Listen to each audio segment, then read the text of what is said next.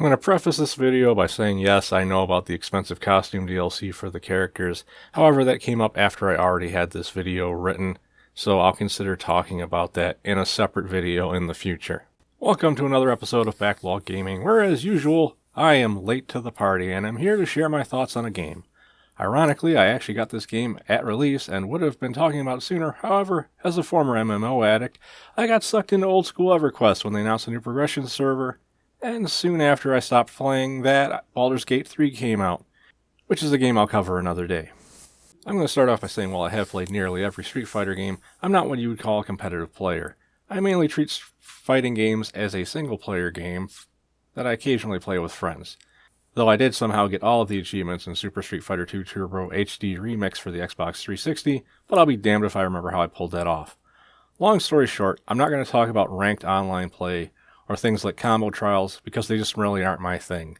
Before jumping into discussing World Tour mode, however, where you'll spend most of the time if you're playing single player, I'll discuss the other modes. First we have the Battle Hub, where you walk around in an actual hub area as your avatar from World Tour mode. You can participate in avatar battles here, do extreme battles with special modifiers, play retro arcade machines, queue up for regular matches, and this is also where you would sign up for tournaments. Battle Hub is also where you can go to look at the cosmetic shop, which has time-limited items available for either real money or currency you can earn in-game. But you can also access the shop from the main menu, so I don't really know why this is even here. Alternatively, you have Fighting Grounds, where you have the arcade mode, the tutorial, training, combo trials, and all that good stuff. But oddly, it also has online matches here too, so I really don't understand the point of the Battle Hub. There's not much I can say about this stuff, as it's mostly things that are in every fighting game. Arcade mode is your typical affair where you pick a character and get some story content from them as you beat a bunch of opponents along the way. Now we get to World Tour mode, where I probably spent more than 40 hours of my playtime with. You play as your created character who is on a journey to learn the meaning of strength, or something like that. It's kind of vague, but for Street Fighter it fits to kind of make you a parallel to Ryu, who also was a fighter just seeking to become stronger, and in spite of being known as a hero, didn't really go out looking to take down criminal organizations and supervillains. While you can eventually be trained by every character from the main roster, your journey begins with you being trained by Luke because, well, he actually has a school to train fighters. This eventually leads into meeting your own personal rival named Bosch. The early parts of the game involve the two of you going around on various tasks given to you by Luke to help with your training.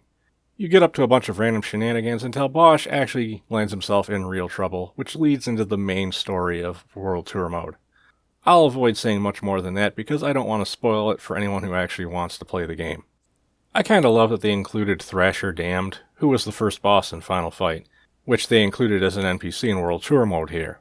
I feel like there should have been more Final Fight characters present, and it's weird we got 0 in the actual roster when most of World Tour takes place in Metro City, which is the city from Final Fight. But hey, at least we got a reference to damn whistling to summon goons.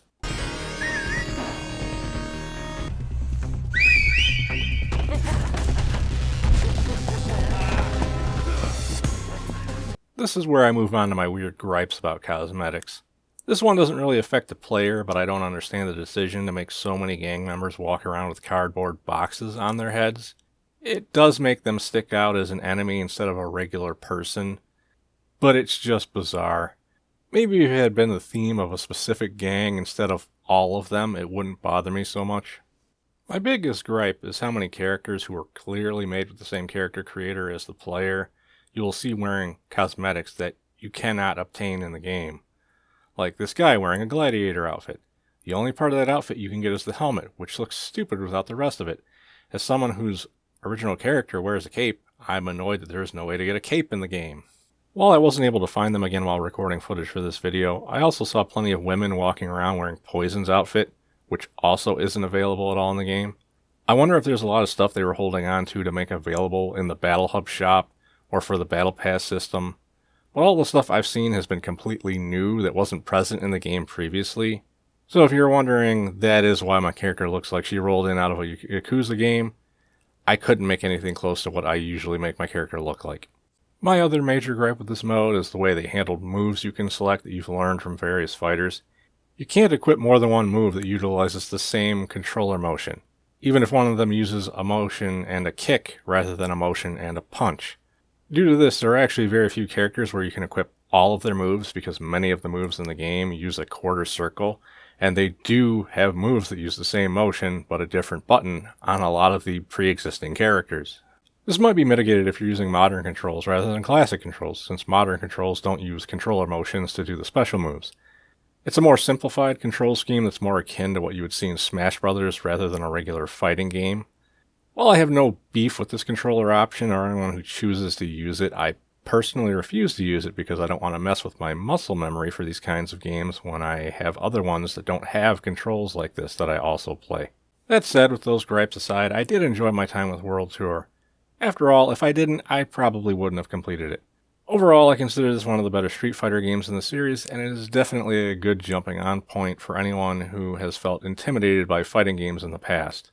The modern control scheme and the way World Tour is structured to ease new players into how things work is doing things I don't think any other fighting game has done before this. So I give it a thumbs up, whether you have a history of playing fighting games or are new to the genre.